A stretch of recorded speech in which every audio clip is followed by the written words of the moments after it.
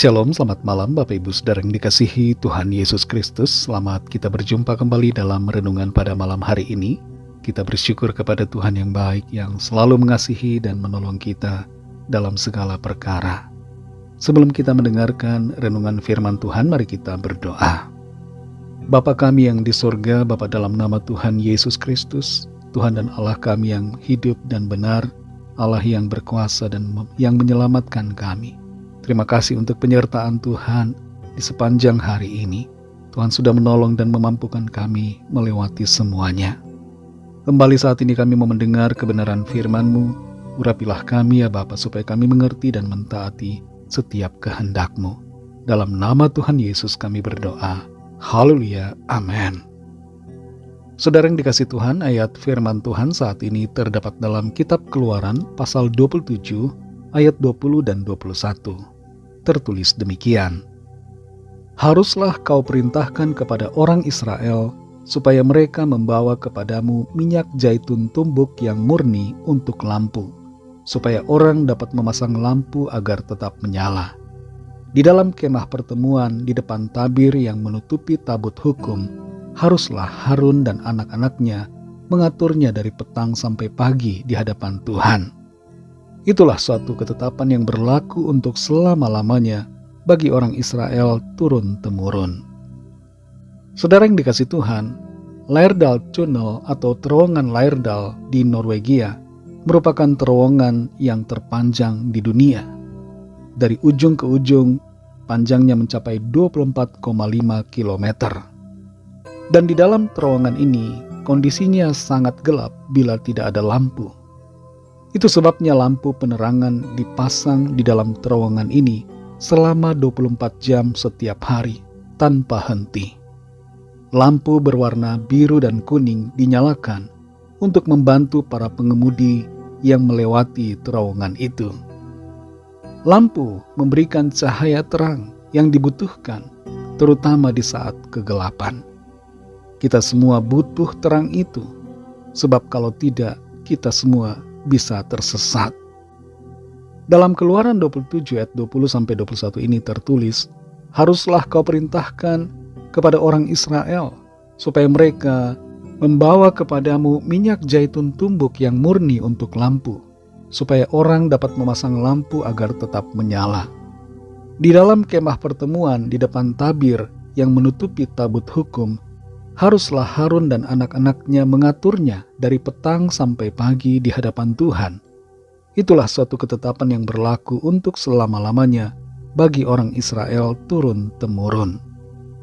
Bangsa Israel diperintahkan Tuhan untuk membawa minyak zaitun tumbuk yang murni untuk keperluan lampu penerangan yang dipasang di kemah suci.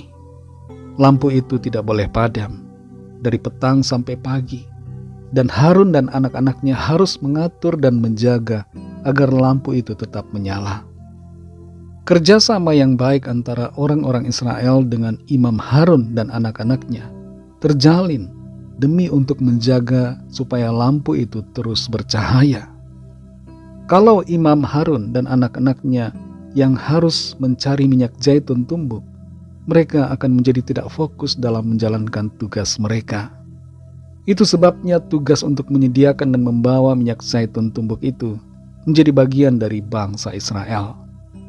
Sebagai orang-orang percaya, kita perlu saling menjaga agar cahaya terang Kristus terus menyala di dalam hidup kita.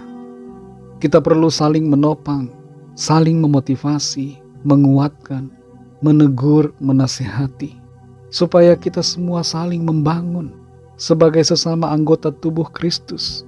Kita harus bangun, kita harus menjadi terang bagi dunia yang gelap ini. Saudara yang dikasihi Tuhan, pertanyaan buat kita, masihkah lampu cahaya Kristus itu menyala dalam hidup kita? Masihkah terang Kristus itu menyala di dalam kegelapan di sekitar kita? Tuhan Yesus katakan bahwa kita semua adalah terang dunia, dan terang itu tidak untuk disembunyikan, apalagi dipadamkan. Kalau terang pada kita sudah padam, kita berarti ada di dalam kegelapan.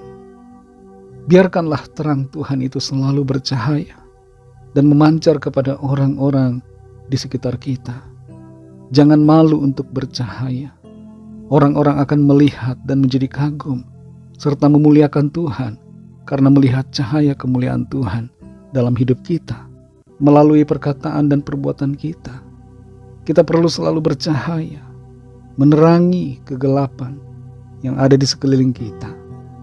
Dan kita juga perlu menguatkan selalu orang-orang percaya di sekitar kita yang terangnya sedang redup, sedang setengah-setengah menyalanya, agar kembali menyala dengan kuat, menyala dengan terang yang besar, supaya mereka sungguh menjadi berkat dan kesaksian bagi orang-orang di sekitar mereka.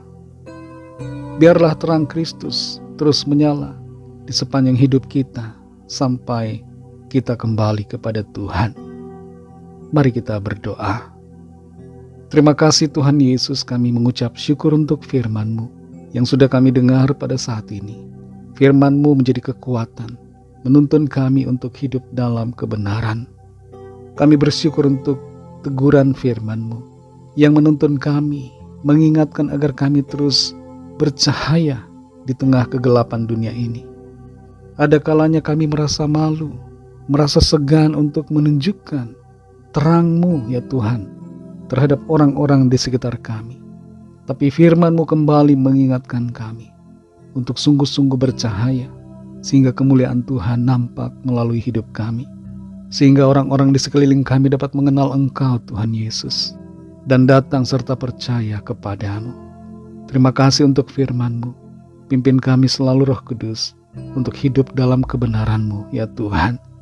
Berkatilah kami, lindungi kami di sepanjang malam hari ini, dalam istirahat kami.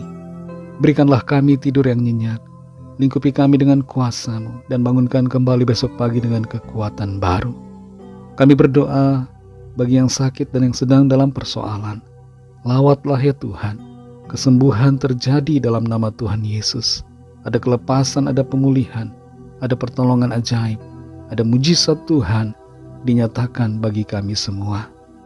Terima kasih Tuhan. Berkatilah bangsa kami Indonesia dan juga semua bangsa di dunia ini. Curahkanlah Roh-Mu agar setiap orang dari segala bangsa percaya kepadamu dan menerima anugerah keselamatan. Dalam berkat nama Tuhan Yesus Kristus, kami sudah berdoa dan mengucap syukur. Haleluya. Terimalah berkat Tuhan. Tuhan memberkati engkau dan melindungi engkau. Tuhan menyinari engkau dengan wajah-Nya dan memberikan kasih karunia. Tuhan menghadapkan wajah-Nya kepadamu dan memberikan damai sejahtera.